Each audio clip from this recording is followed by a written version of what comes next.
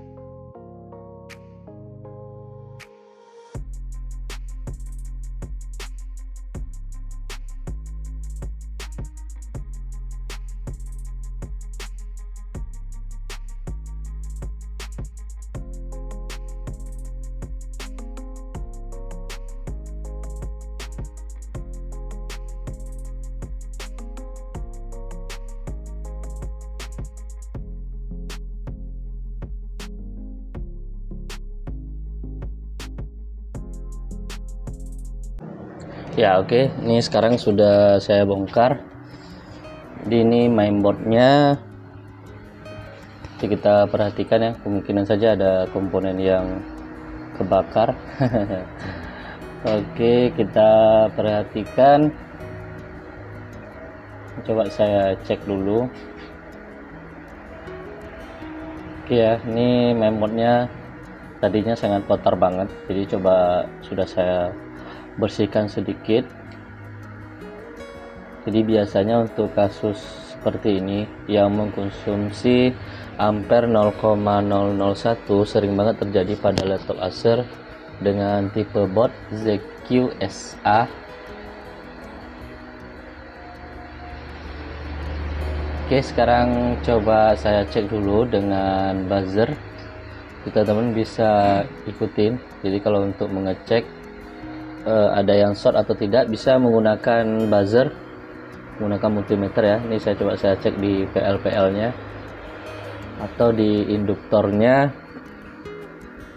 Kita akan coba cek impedansi yang kira-kira mendekati 0. Jadi untuk pengecekan sebuah laptop itu biasanya saya sering menggunakan dua metode. Yang pertama yaitu metode impedansi atau buzzer, dan yang kedua pengecekan langsung mengukur tegangan langsung ya.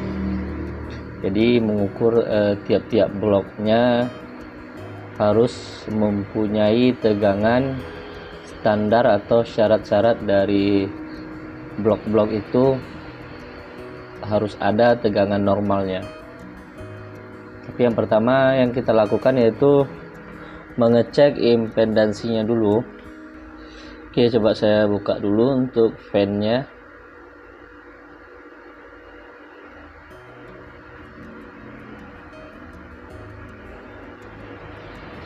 Jadi biar lebih leluasa kita dalam pengecekan. Dan coba kita buka juga prosesornya. Oke, coba saya buka dulu prosesornya. Jadi biar pengukuran pada PL yang berdekatan dengan prosesor itu tidak buzzer, sebenarnya tidak usah kita buka, tapi biar lebih memastikan atau biar lebih pasti ya dalam pengukurannya, lebih baik kita buka saja. Oke, ini tidak terjadi short sama sekali.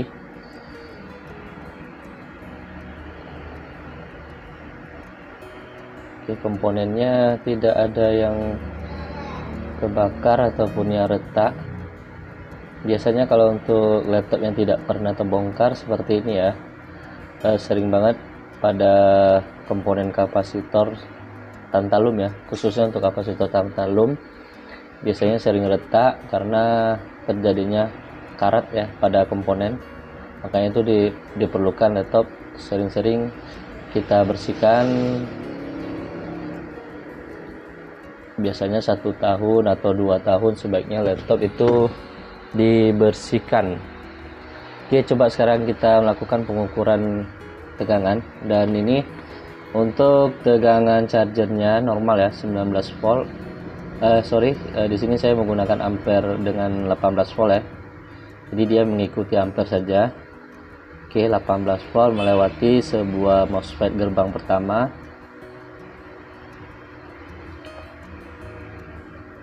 Oke, dan 19 volt juga menyebar pada blok prosesor.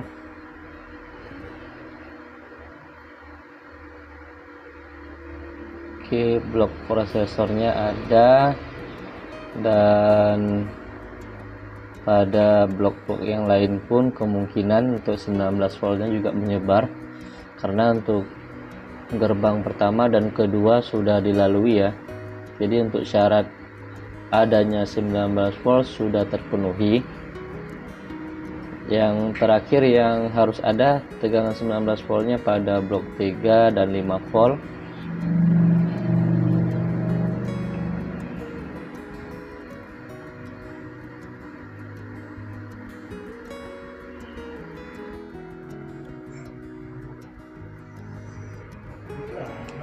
Oke, ini merupakan IC dari 3 dan 5 volt atau step down dari tegangan utama atau tegangan 19 volt yang diturunkan menjadi tegangan 3 dan 5. Untuk penjembaran tegangan 5 digunakan untuk USB, DVD, hard disk. Itu biasanya mengkonsumsi tegangan 5 volt, dan 3 volt digunakan untuk sistem atau untuk tegangan VCC ya, daripada IC, baik itu IC RAM, V-core, dan blok-blok yang lain, yang itu yang memerlukan tegangan yaitu sebesar 3 volt. Oke, coba kita ukur. Sekarang kita ukur pada IC-nya ya.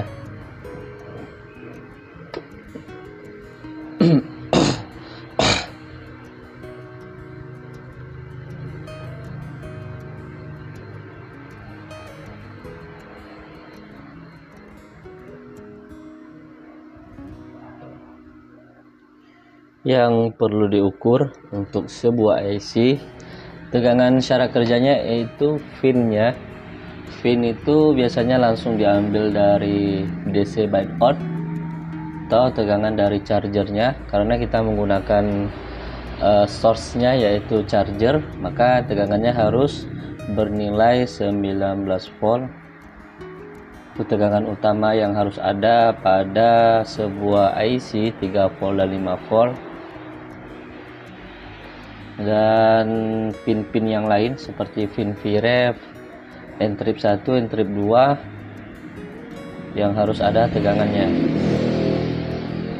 Ya, ini IC-nya ada sedikit karat. Kita teman bisa lihat nih, berkarat ya. Coba kita bersihkan dulu. Barangkali ada keberuntungan saja. Kita bersihkan dulu ya. Jadi sebelum kita memvonis IC itu rusak, jadi kita coba bersihkan dulu. Kita angkat pasang, atau kata lainnya dari rehot, coba-coba berhadiah ya. Oke, jadi kita gunakan blower untuk mengangkat sebuah IC PCB laptop. Saya biasanya menggunakan 400-an untuk suhunya. Dan jangan mengangkat secara paksa, kita tunggu sampai timahnya meleleh.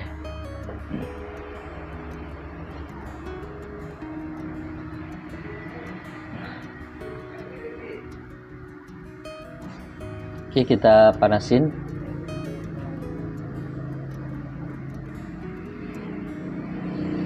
Jadi benar-benar kita tunggu ya sampai timahnya dalam keadaan sudah mencair. Oke, ini sudah mencair. Oke, saya cabut.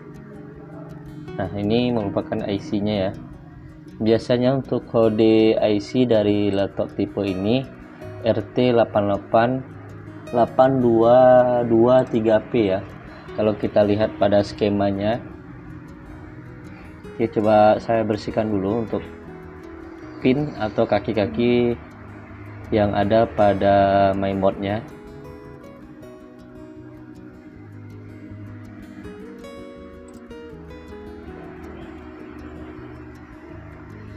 Oke, jadi kita coba solder ulang lagi untuk kaki-kakinya, karena di sini saya lihat untuk kaki-kakinya banyak banget karat atau bekas dari debu itu menumpuk ya. Nah, untuk tegangan 19 voltnya sudah terdapat pada IC ini, tapi tidak bisa mengeluarkan tegangan 3 dan 5, yang mana itu sangat berguna atau sangat digunakan untuk menghidupkan atau mengaktifkan IC yang lain. Jadi saya bersihkan juga. Kita gunakan solder dan flux untuk merapikan lagi kaki-kaki dari IC-nya.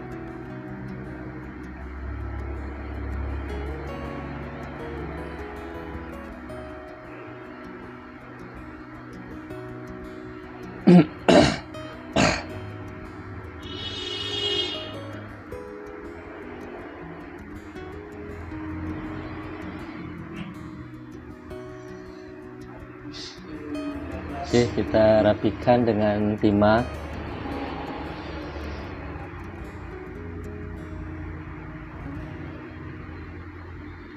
Kita tambahkan sedikit timah ya. Dan coba kita lihat nih IC-nya.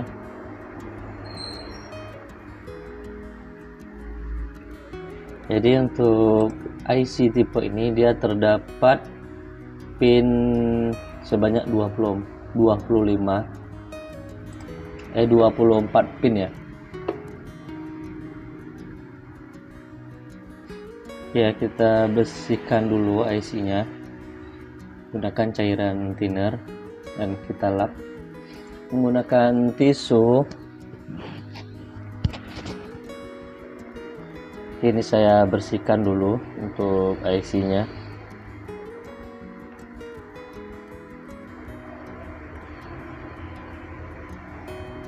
Jangan gunakan bensin ya. Biasanya ada juga untuk membersihkan IC atau membersihkan bekas-bekas flux menggunakan bensin.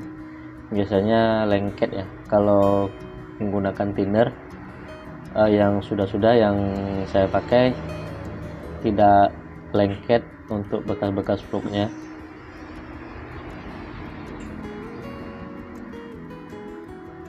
Oke, jadi saya berikan sedikit flux pada IC-nya dan saya rehot lagi ya, saya rapikan kakinya. Dan ini untuk kaki PCB-nya juga saya rapikan lagi.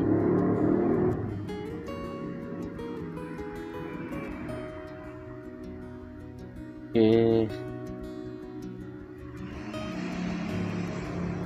Dalam proses merapikan ini jangan sampai ada yang beradu antara kaki yang lainnya ya, kaki satu dengan kaki yang lainnya.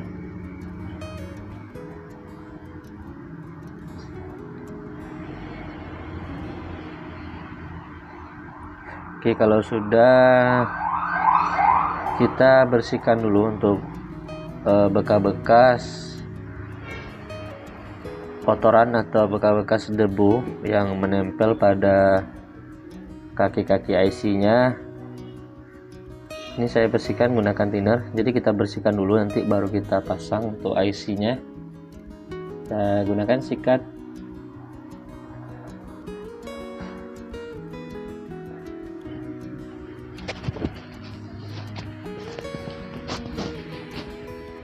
Oke, kita lap dulu.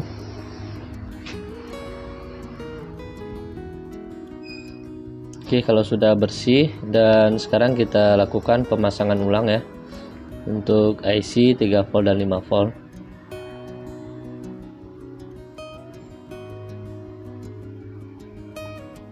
Oke, kita presisikan.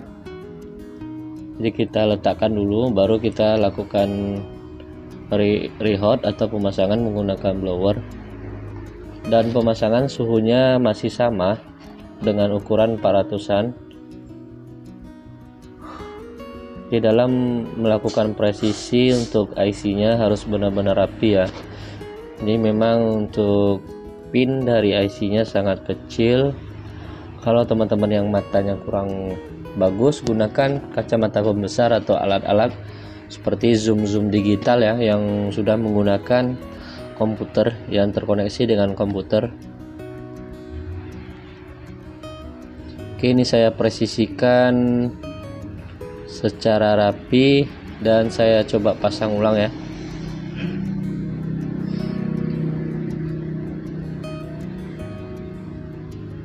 Oke, jadi kita coba lihat ulang. Pin-pinnya jangan sampai ada yang beradu. Nih coba saya cek lagi. Ini harus benar-benar kita lakukan cek ya, karena kalau sempat atau ada kaki yang beradu, ini bisa menyebabkan hal yang fatal, dan yang tadinya bisa berhasil malah menjadi sial.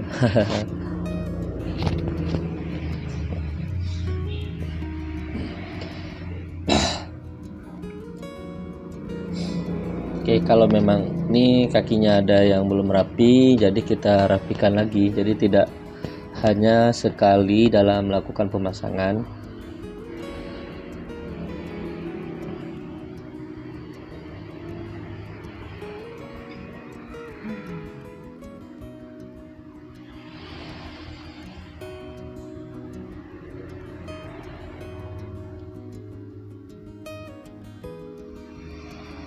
Oke, ini coba saya cek.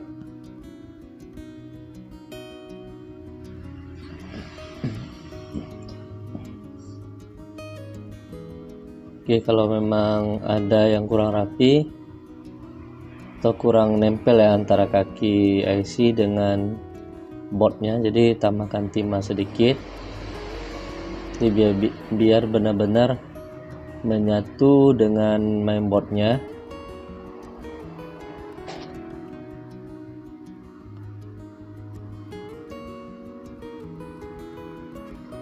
Ini saya rehot ulang lagi sampai benar-benar IC-nya itu menempel secara rapi.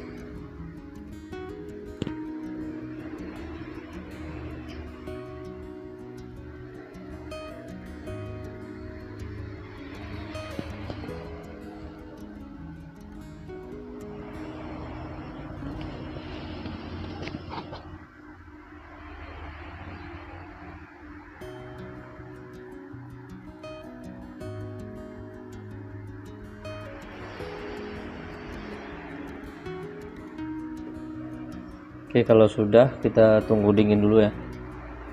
Di sini ini panas banget, jadi harus kita dinginin, dan barulah kita lakukan pembersihan atau kita menyikat ulang untuk bekas-bekas plugnya. Jadi untuk membersihkan ulang, teman-teman harus dinginkan dulu, baru dibersihkan dengan thinner.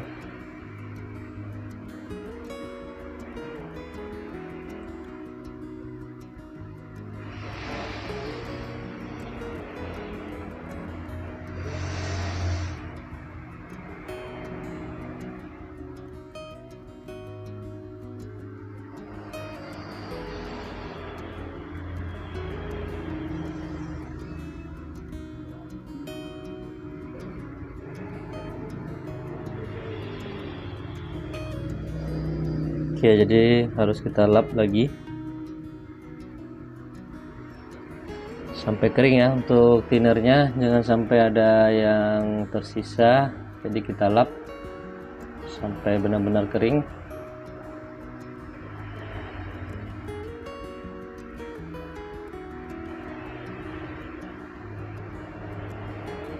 Terutama pada di kaki IC-nya, jangan sampai ada thinner yang basah, yang masih basah. Jadi kita harus bersihkan dan kita harus keringkan dulu sebelum melakukan pengetesan.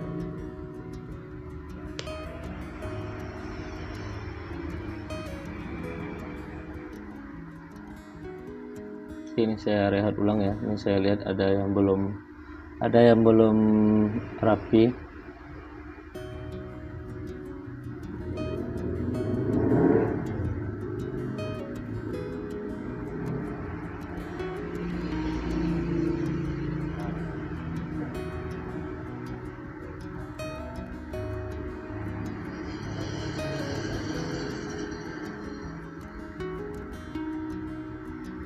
Oke, kita perhatikan lagi untuk kaki-kakinya.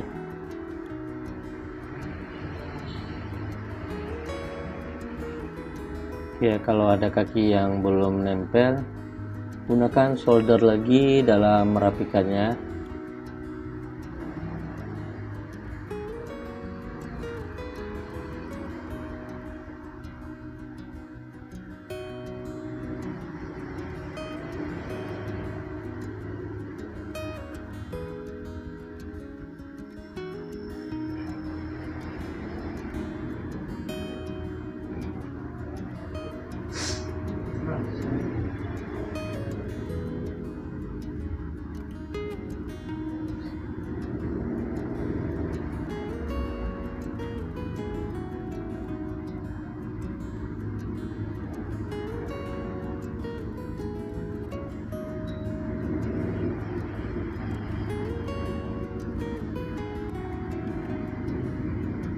Oke, ini saya bersihkan lagi ya, karena masih ada bekas blok.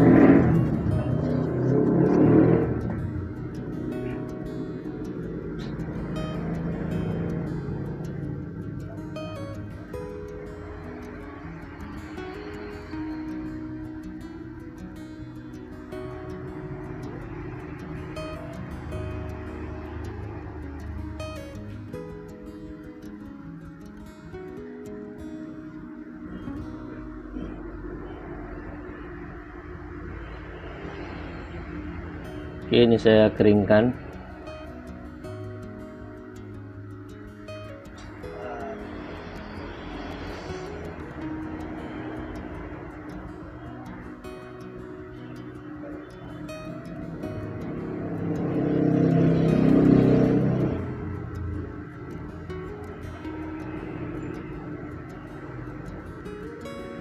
Ya, kita tunggu dingin sebentar. Nanti kita akan coba tes karena ini sudah kita pasang semua.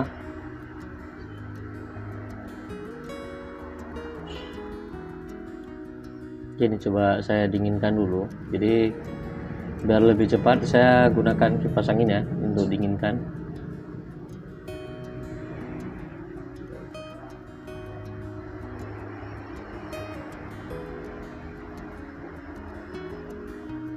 Oke, sekarang kita tes langsung menggunakan charger. Ya, oke.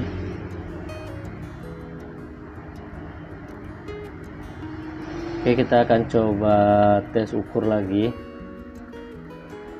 Yang paling penting kita mengukur pada bagian IC-nya ya. IC 3 volt, 5 volt biasanya untuk tipe ini terletak di bagian belakang yang berdekatan dengan USB ya, USB sebelah kiri. Oke, nah ini coba teman-teman perhatikan ya, ini sudah muncul untuk tegangan pada IC nya.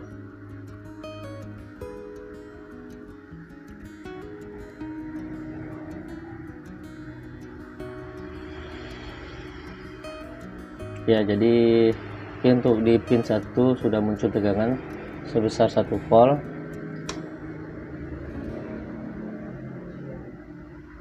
Oke, jadi saya tidak mengukur semua, jadi saya cuma mengukur pin-pin yang utamanya saja yang itu digunakan untuk syarat kerja dari sebuah IC 3 volt dan 5 volt.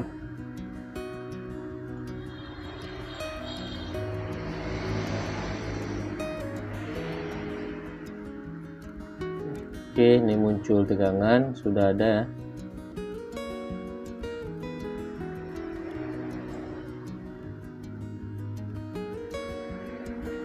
Oke, saya coba tes, lihat untuk pin-pin yang lain, coba saya pastikan dulu. Oke, 3 volt sudah ada di outnya.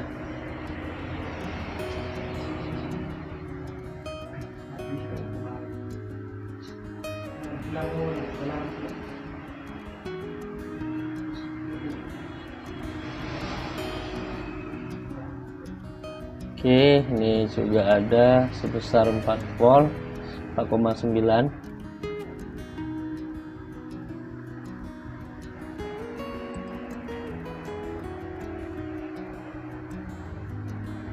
Untuk pin yang lainnya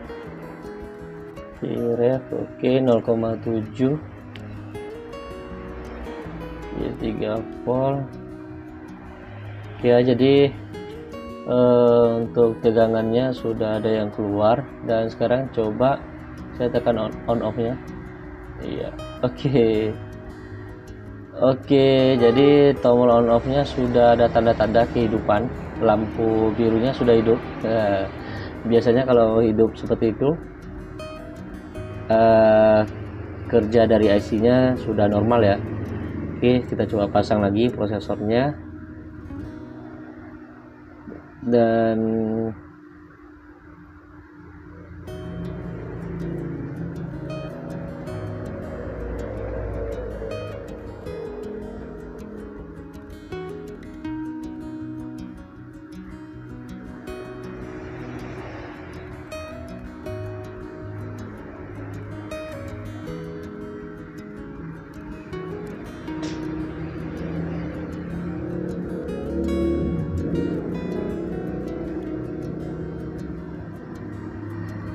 oke, kita pasang lagi untuk kipasnya.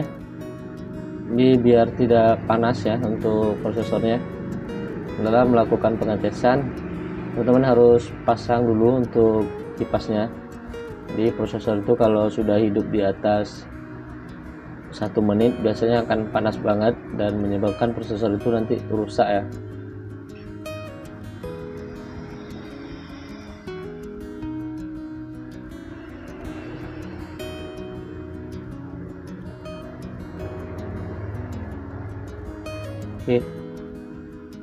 Oke, sekarang kita coba tes lagi. Kita pasang lagi adaptornya dan coba kita hidupkan.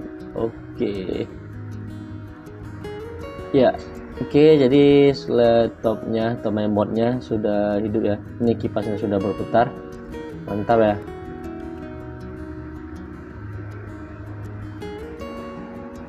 Oke, selanjutnya kita akan tes langsung di casingnya. Oke, sekarang kita akan coba pasang ya pada casingnya.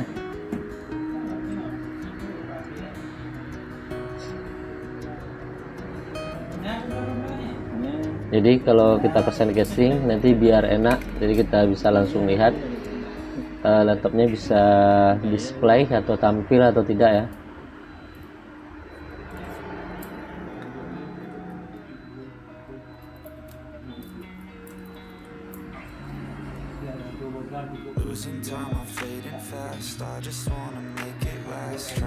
Oke, saya pasang dulu untuk konektor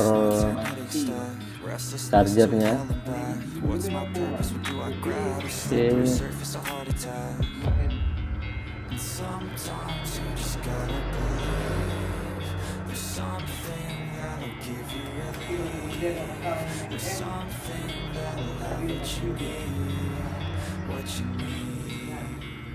We're broken, it's tragic, we're not all elastic, but maybe